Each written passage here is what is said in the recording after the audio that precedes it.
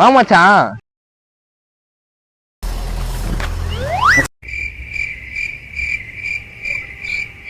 என்ன மச்சான் தாலியா காணோம்? அது ஏன் கேக்குற? நேத்து 400 பேர் வந்துட்டாங்க. சோளோ மாலு ஆவி பறக்க பறக்க அடிச்சேன். என்ன மச்சான் சொல்ற? போன் வச்சிருந்தா நான் வந்திருப்பேன்ல. நீ வந்து 400 பேருக்கு ஆவி பறக்க பறக்க பிளேட் ஆச்சு. எனக்கே சாப்பாடுலாம் போயிடுச்சு. இதுல வேற உன்ன கூட்டுன்னு போய் பட்னியா போடுறதா? தப்பு மச்சான். அது